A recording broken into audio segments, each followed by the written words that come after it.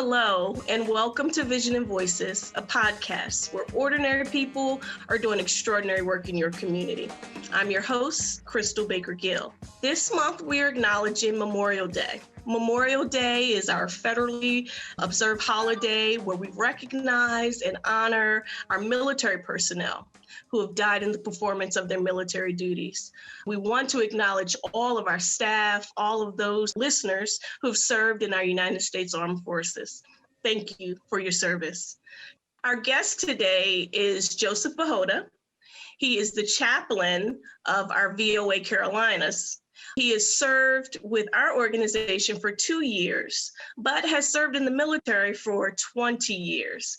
He's had 4 combat tours, 3 tours in Iraq, 1 in Afghanistan, and he's been with our organization for 2 years, and he works with our VOA Supportive Services for Veteran Families programs. Chaplain Joe, welcome to the podcast today. I look forward to talking with you and kind of sharing with you and learning a little bit more about your experience and some of the work that you do with our organization currently. Well, thank you. Thanks for having me. I really appreciate it.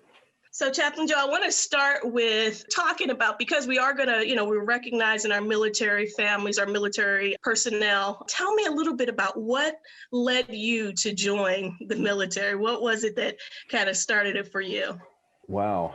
I would love to say it was a sense of calling and adventure and all of that, but it wasn't. If I can be honest, my mom and dad were dirt poor and I couldn't afford going to college. I actually went to college for a half a year, but then I had to drop out because of financial difficulties. I just couldn't afford to keep going.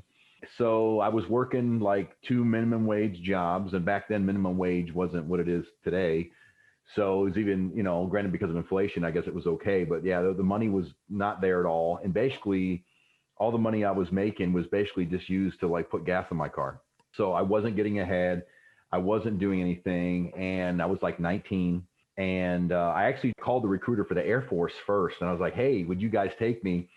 And it turns out I was too overweight. I couldn't get into the Air Force because I was too heavy. No, I was a really chunky teenager. And they wouldn't take me because I was too overweight. So then I went to the Army recruiter, reluctantly did not want to do it. And they said, don't worry about it. We'll run it off you. Come on in. As long as you ain't got flat feet, you're good. So to make a long story short, I joined the Army at 19 and I did 20 years from that career. Yeah. So joined the Army at 19 and got out at 39. So by the time I got out, over half my life was military years. So when I got back into the civilian world again at 39, I actually had to like retrain what it meant to be a civilian again, because I had more military years than civilian years. So it's been an awesome transition though. And that was 6 years ago. So I'm sure that's a huge adjustment and it's not an easy thing. Well, you went into the military. What was your specialty? Yeah, my MOS. I was an 89 Bravo. It used to be called 55 Bravo when I first came in. I was an ammunition specialist. So I was the guy that basically got the bullets for the good guys so we could go shoot the bad guys. And when I became a warrant officer later in my career, I was basically a warrant officer of ammunition. And I was in charge of like the ammunition bunkers in Iraq. So we had all the Hellfire missiles and the rockets and all those cool things you see on CNN, but we're the ones who supplied all that. So yeah, I was in charge of the ammunition bunkers, if you will, when I was in Iraq. Okay. What did you leave the military? Your title? What? Yeah, I was a CW2, Chief Warrant Officer 2 when I retired. So that was my rank when I got out. I used to be enlisted. I made Staff Sergeant, and then I switched over to Warrant Officer, and I got out as a CW2 when I finally retired. Okay, awesome. So you are now the chaplain of our organization. Yeah. And I'm sure that was kind of a unique experience, having serving God and also, being able to serve in the military and our organization and for our country. So tell me a little bit about how that meshed, or was it something that happened while you were in the military, or did you start out, as a minister? Yeah, it's a little bit of combination of everything. I got licensed as a minister right before I went to Iraq on my first tour. So we're talking around 2003. And I remember my bishop, when he licensed me, he said, I'm licensing you to preach. That way, when you get over there being Iraq, you have no hindrances to preaching the gospel. Because I believed I was going to preach in Iraq. Now, I had no idea I was going to be taking the gospel service over when I got over there. That was something God had for me later. But I got licensed just before I left. And then I got over there and then I preached a Sunday night service. And then the guy who was the pastor, he's like, about 2 months later, he's like, I'm leaving in a couple months. And when I leave, because you only do a tour for a year. So his year was coming up. And he's like, I only got a couple more months here. When I leave, I want you to take the service over. And I had no idea that was going to happen. It was just the favor of God. And so to make a long story short, I became the pastor of the gospel service there in Iraq. Now, the fun fact about that is the gospel service was in Saddam Hussein's old movie theater. Wow. So here I am, 28 years old, and I'm preaching on the stage of Saddam Hussein's movie theater in Iraq. I'm like, God, taking this 28-year-old kid from Nowhereville, Pennsylvania, and now I'm preaching on Saddam Hussein's movie theater. It's just insane. So I pastored the gospel service over there for about 6 months until my year was over, and then I came home. So I had a little bit of pastoral experience there. And then also on my other tours, I served along with the chaplain as like the assistant pastor and stuff in the other tours that I was on, between the 4 that I was on. So I either was a pastor or assistant pastor, or just as a minister who helped out. Now, it's just the grace of God how that worked out, because again, I'm getting paid to be an ammunition guy. I wasn't a chaplain, but I served as a chaplain, if you will, in the Army with all these veterans. Even though I wasn't officially a chaplain in title, I was an ammunition guy, but I got blessed to basically fill the chaplain role, either because there was a shortage of chaplains, or the chaplains didn't want to take it because the gospel service wasn't maybe like their tradition that they're used to. So I'm considered I was like a lay minister according to the Army, but they let, in this particular case, me, the lay minister, be in charge of the gospel service of about 300 soldiers. So yeah, the Lord allowed me to pastor the gospel service, about 300 people. We had some civilians, civilian contractors and stuff mixed in. So that's kind of where it got started, all the way back. And, I take it back probably like 2005-ish. And then from there, it just was kind of off and on. And then when I came back, I served at like different places too, in different like civilian churches when I got back to the States, of being like an assistant pastor and stuff, when I was like in Hawaii and stuff like that, in different parts of the States. So when I came to VOA, it was just like a natural transition. I had pastoral minister experience, but I also had experience with veterans as well, because I was a 20-year veteran myself. And I was a pastor of veterans when I was in Iraq. So it was just like the stars were aligned. It was like a fit. And everything just kind of came together. So when they said they needed a chaplain here at VOA in the Carolinas, and you're going to be working with, the veteran population here, I had both on my resume, if you will. So for me, it was just kind of a win-win, and it was just a really easy transition to slide right into it. So is there a difference in pastoring or ministering to individuals who are at war? During wartime, you're in a tour over outside of the United States in a foreign country, and, pastoring at home, when you're at home and you're able, and it's a calm environment. What's that like? What's the difference there? Yes and no. It's similar in the fact that people are people, right? So people have the same needs. They have the same hurts, the same hangups, the same everything. So that part is, yes, it's very much the same. The difference is you don't know if you're going to see tomorrow. Now, granted, you could say that here in the States too, because you just don't know what's going to happen. You get in your car and you can get to an accident on the way home. You just don't know. But you literally are in a combat zone every day. And so consequently, you don't know what tomorrow, forget about tomorrow. You don't know what the rest of today holds, let alone tomorrow. So because of that, it was such a hunger for the things of God, because people really didn't know if this was going to be their last day on the earth. So as a minister, we took advantage of that. Not that we were all about fear-based, because we weren't, but we took advantage of that hunger. And we're like, look, I don't care how you come to church. I don't care how you get to God. Just get in, right? So we took advantage of that hunger and that thirst for the things of God, because even the ministers didn't know if it was going to be our last day. We didn't know if we were going to get shot. And I have been shot at, and our C-130 was shot at when I arrived in Iraq. And I got a whole horror story about how they tried to shoot our plane down and all that. So we didn't know if we were going to live to see today either. So you take advantage of that. There's such a bond, if you will, that happens with your fellow soldiers, because you're all getting attacked together. So unlike here in the States, you go to church, and after church is over, you get in your car and you go your separate ways. And I might never see you until next Sunday. Over there, it's really like a band of brothers and a band of sisters where we come together. And when we come to church, we throw down and praise and worship God, because we don't know if we're going to see each other. So there is a bond there. There is a sharing there. There is a fellowship there, and a hunger and thirst there that you may not get here in the States. And it is different too, because you don't have, the strip clubs, and you don't have all those temptations that you get here in the States. You kind of get delivered from all that and those distractions. Thank you. And it's just you and God one-on-one, and you and your fellow man and fellow woman one-on-one.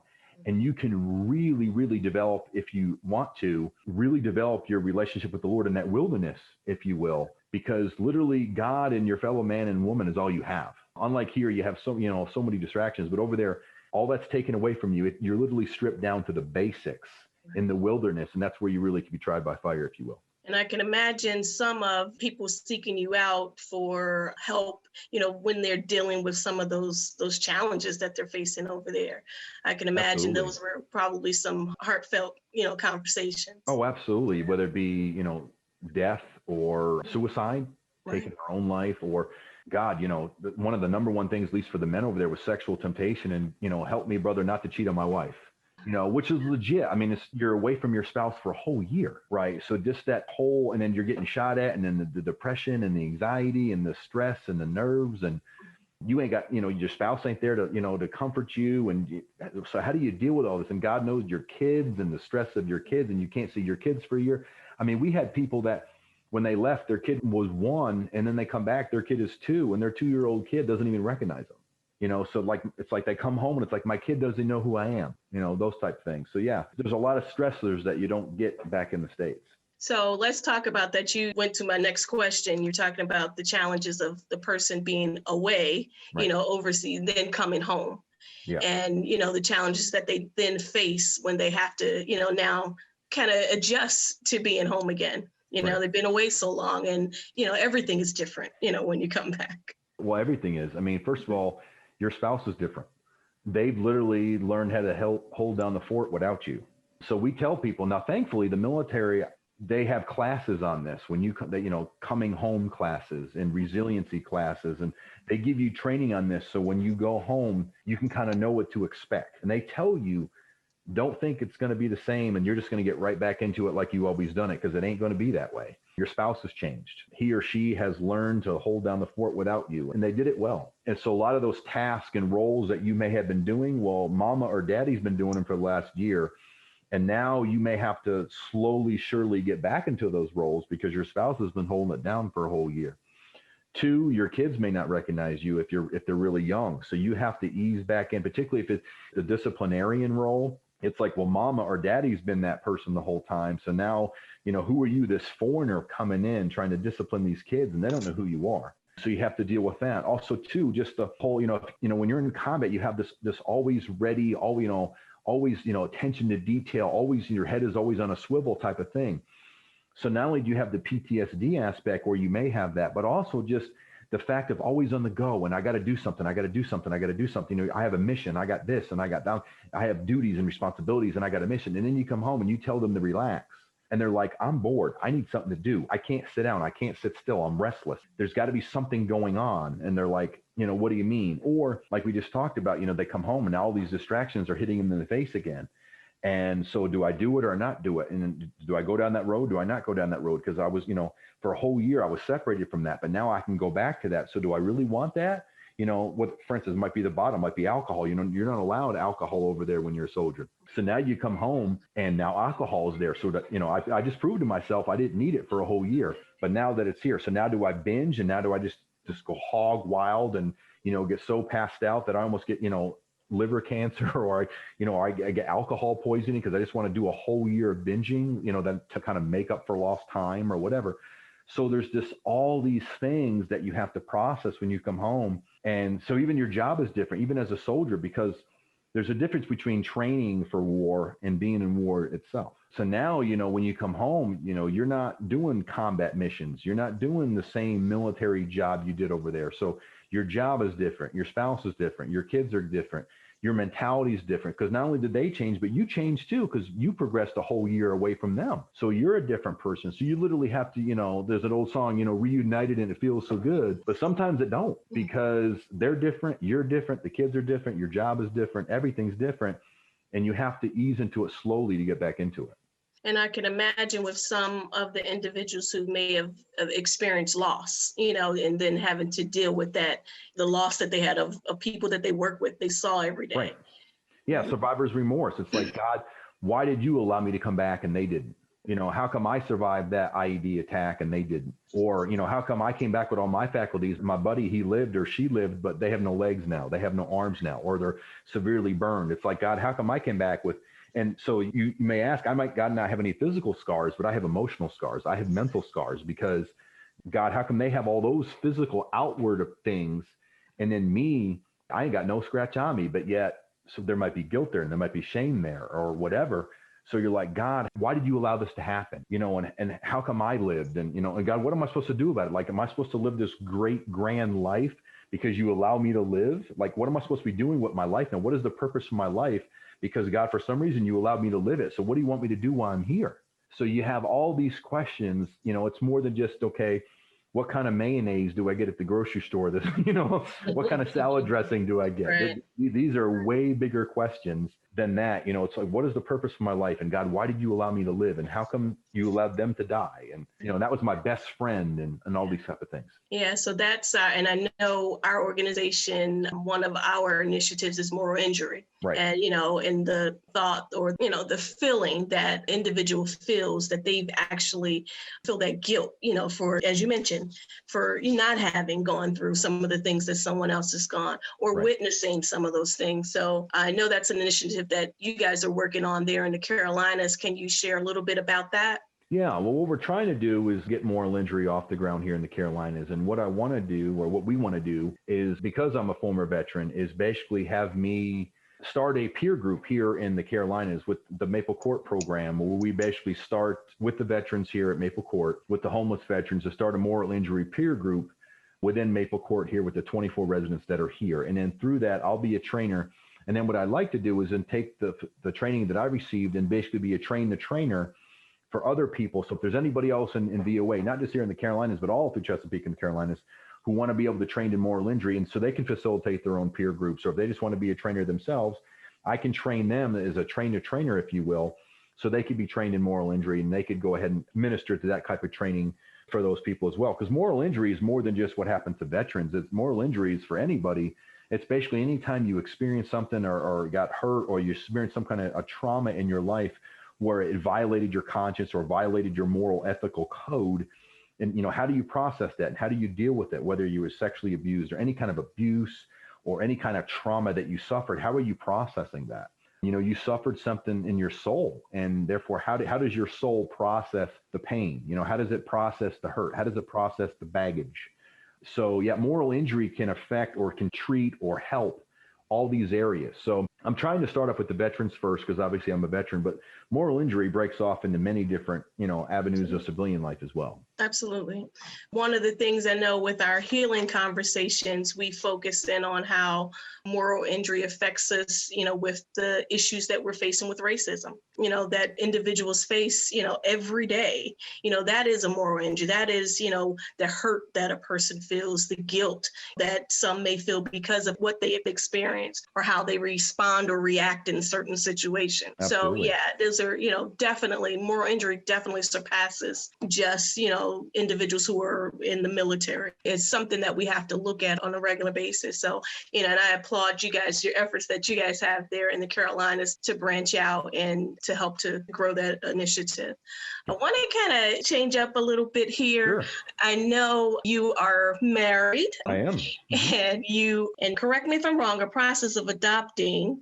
Well, yeah, we have 2 foster kids. Okay. We would adopt them if we could. Okay.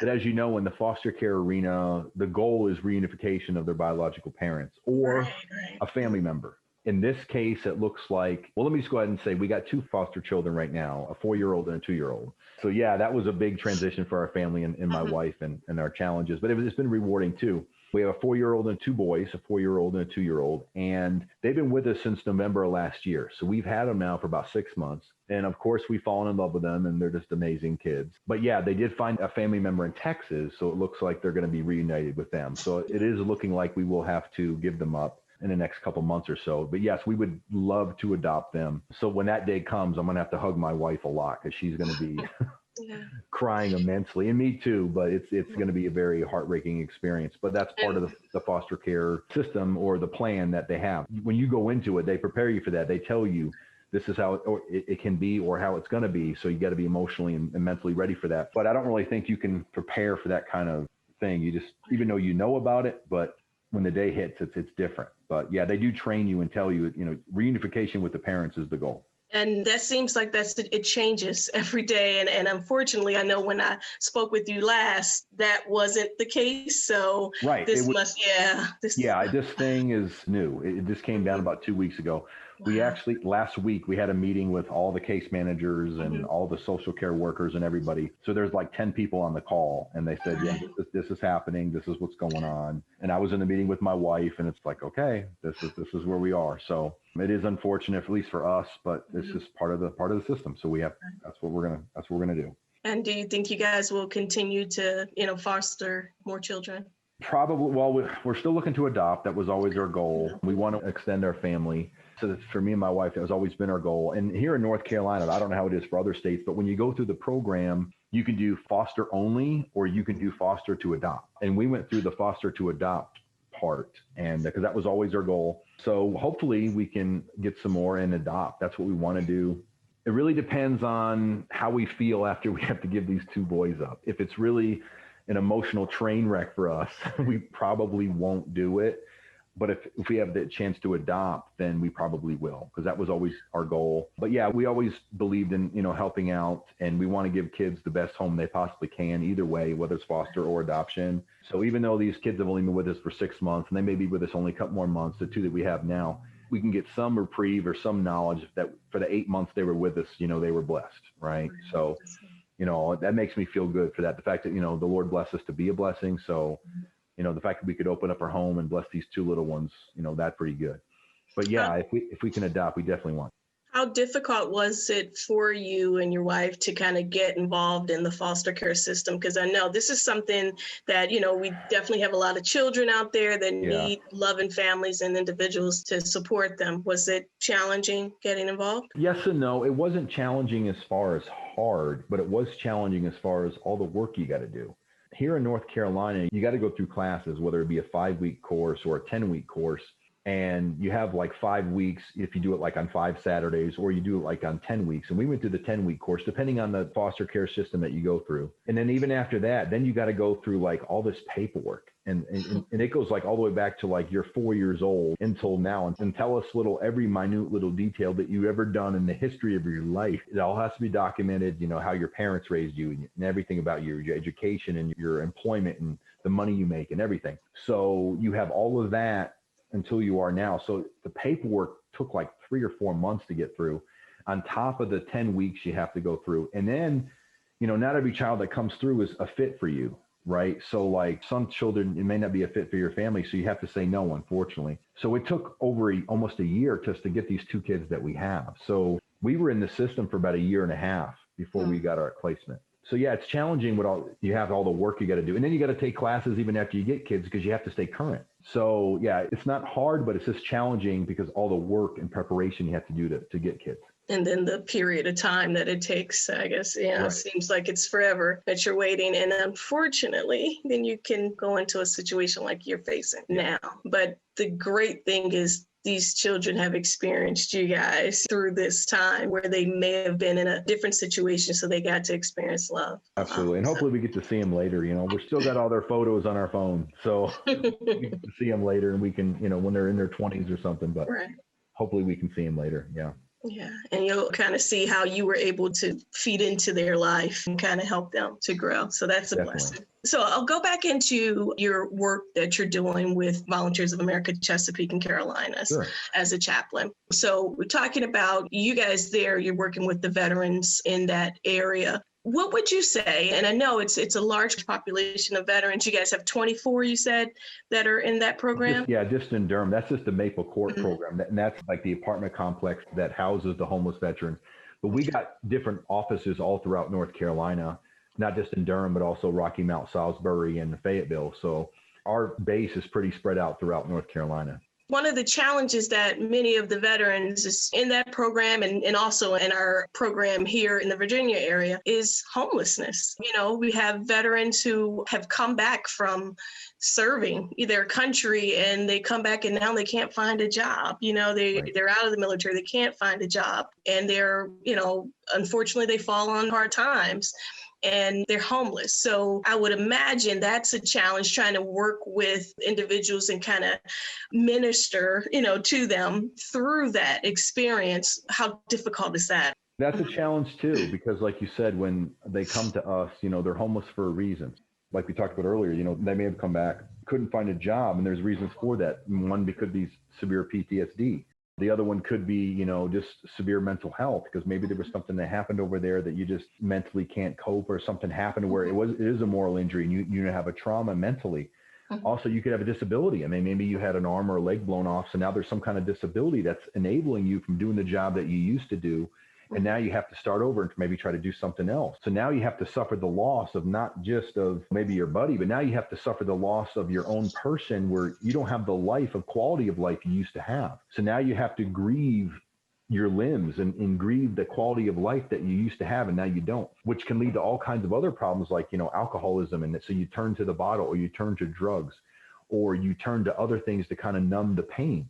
So now you have alcoholism, you got opiates, you have all these different abuses of drugs and things to try to deal and try to process with all that stuff that happened to you. So not only do you have unemployment, but now you have drug issues, or you have alcohol issues, or because of that, maybe you did something stupid and, you committed a crime, or you had domestic violence and your husband or your wife kicked you out because you were violent in your drunken state or whatever. So now you have domestic violence issues and violent issues or whatever.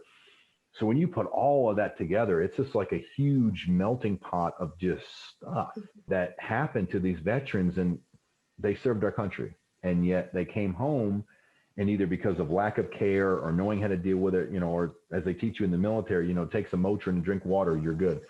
And we're not always good.